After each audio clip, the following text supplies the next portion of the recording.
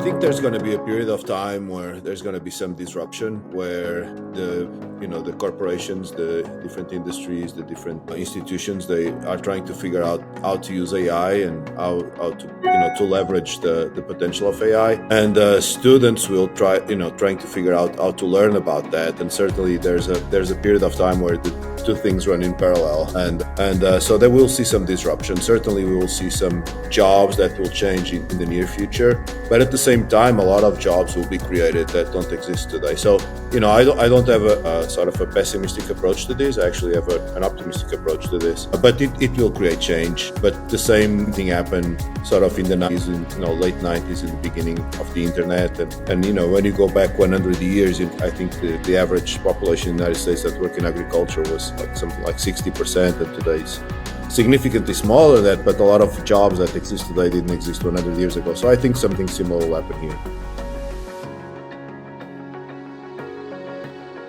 Certainly the number one, the obvious one, is AI literacy, right? I think that the students should be exposed to AI during their academic journey. I think not doing that is a disservice to the students, because once they graduate, they will need those tools to be successful in the job market.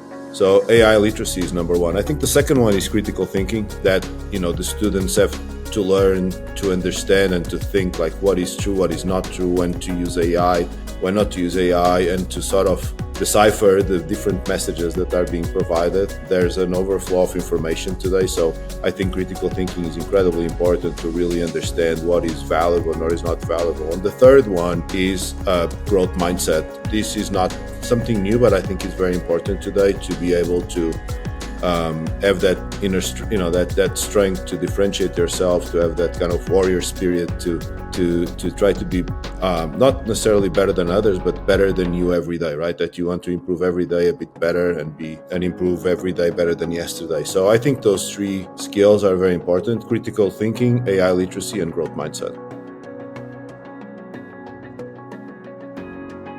Yeah, I think the first decision they need to make is that they should choose a university that embraces AI as part of the learning process. As I said, going through an academic journey without being exposed to AI today is a disservice to the students. Unfortunately, and I understand why, but unfortunately many universities, they decide to sort of pretend that AI does not exist, and I don't think that's a good approach. I think the good approach is the exact opposite. So the first decision that the students should make is to choose a university that embraces AI and that makes it a part of their academic journey. I get that question a lot, and I debate that a lot with my provost, the provost of APUS and the academic team. And I think sometimes people also tend to exaggerate the point, because it's no different than someone, a student in the past, a student could go on Google and sort of copy something and paste, and then how would you know that was created by the student? I think if anything, I could make the argument that now it's more obvious if the student is cheating, because now you have AI to tell that if that was produced by AI, right? And in the past, think about it, go back 40 years, 50 years, it was very hard if you go to a library 50 years ago, and then you would literally copy some sentence from a book. The chances that the professor reviewing that would know that exact sentence was part of that exact book, I would say that they were small. With the internet, it was a bit more obvious, because you could sort of search for whatever you have from the student, but it was still possible that the student goes to some random page and copies the information and pastes the information. So you would have to think that the faculty, the professors, would be validating everything that was really created by the student. Today, it's easier for the student to create content using these technologies, but it's also easier for the faculty to see that technology was created by artificial intelligence. So my recommendation again would be for the universities to embrace the use of AI. I don't think there's anything wrong to use AI to do a paper, to do an assessment, to do some sort of academic work, for as long as you disclose it, right? Because most likely when you find a real job, you will use AI to try to perform at that job. So the university, in essence, should prepare you for the real work and for real life. And real life is that you are in a job market, trying to be successful. So I would say that you have to use it, in a ethical way, and the university should determine what ethical means. But again, I would recommend that the students choose a university that has that clarity about what ethical usage of AI means. I don't know. I think it makes sense in many ways. What I think will happen is that the faculty will need to be a lot more creative than what they are today to evaluate what the students know, right? Because as we said, it's easy, you have let's say a multiple choice exam, you put that on ChatGPT and you get this, the answers in 2 seconds. So that's not a good methodology, because how do you know, right? If that the student learned what he or she was supposed to learn.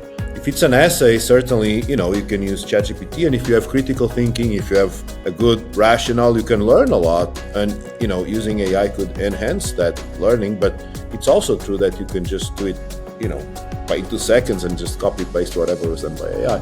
So I think that faculty has a tremendous opportunity to rethink how students are evaluated and come up with new ways of doing so that are significantly different than what has been done until now. And certainly project-based learning could be one of them. 100%. I have no doubt. And it's not that I have doubts or not, is that's what the data shows. So there's a lot of noise recently, about higher education having value or no value. And I think that the discussion is very shallow in many ways, because if you look at the data shows that if you have a higher education degree, your chances of producing more revenue through your adult years, they are significantly higher than if you don't, right? And I take these numbers with a grain of salt, but I think it's almost double the revenue on average that you produce if you have a higher education degree versus if you don't. So the question becomes how much should it cost, which I think is really the question that we should be talking about, because I agree that higher education, specifically in the US, is incredibly expensive and not affordable for most people unless they get money from someone else, and then they have that they have to pay for, for sometimes for decades. So I think rethinking the tuition, rethinking the price of higher education is incredibly important. But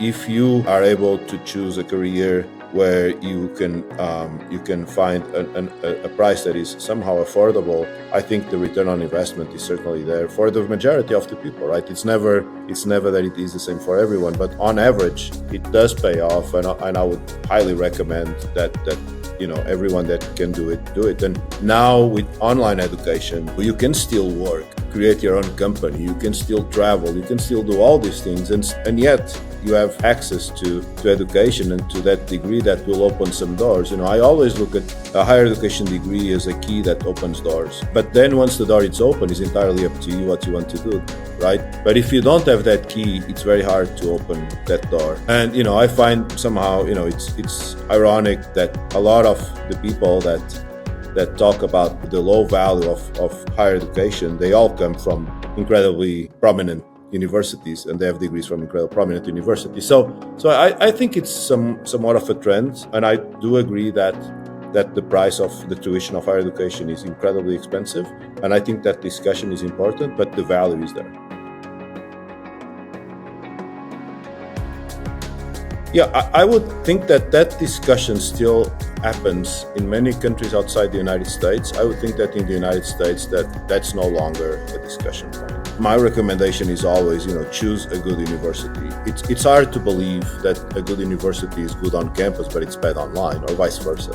Either you have quality or you don't have quality. The same with a doctor. You can go visit a doctor, on a face-to-face consultation, or you can have, telemedicine and talk to that same doctor on Zoom or on Teams, and it's the same doctor. He or she has the same knowledge. The fact that you're not inside the same geographical space doesn't make any difference for the knowledge that doctor has. And I think in education is the same. If the university is a good university that is committed to quality, that is committed to student outcomes, that is committed to good service, you will get a good education either online or on campus. Now, I never say that one is better than the other.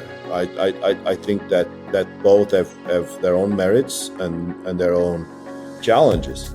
I believe that for younger students, 18, 19, 20, they tend to prefer the on-campus methodology because of the aspect that that life on campus has. Although I have to say that I read recently that about 20% of that population already prefers to study fully online, and I think that will continue to improve. And many countries around the world, some like Brazil, that number is already 30 to 35%. Because these younger generations, they were born digital, so for them it's only normal to be online.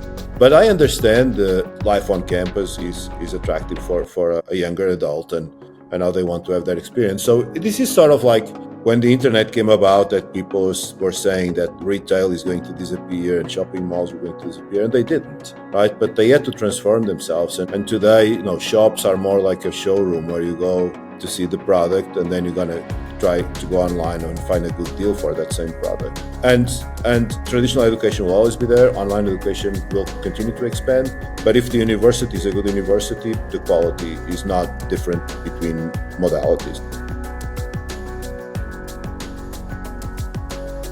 Yeah, that's a fantastic question, and I think about that a lot, because I think the concept of networking has changed so much over the last decade, especially the last decade. I remember when I did my MBA that everyone said, oh, the MBA is fantastic for networking. And it was, and I'm still in contact with a lot of my former colleagues from my MBA. However, I think that the intensity of networking that we have today is completely different than what it was 10 or 15 years ago. So my recommendation would be to go above and beyond, the university, but actually to think about how you use the tools you have, especially the social media tools, to build connections that are relevant for your career or for your interests, and not just to be looking at videos of cats or something like that, right? So although that might be fun too, but my point is, I think networking today it's a lot more than the university. And again, I don't want to minimize the aspect of someone that wants to go to on-campus program, and certainly that allows you to network with the colleagues that you have in your class. Although I would also say that's also sort of limited, because if you are in a class with 15, 20 people, okay, that's your network. But okay, you could argue that that's not much. So I would encourage people to use the tools they have today to network, tools like LinkedIn, for example, where you can network with people that share the same interests or that could be professionally relevant for your professional career. I think that those tools allow you a scale that no university could allow, in a traditional form.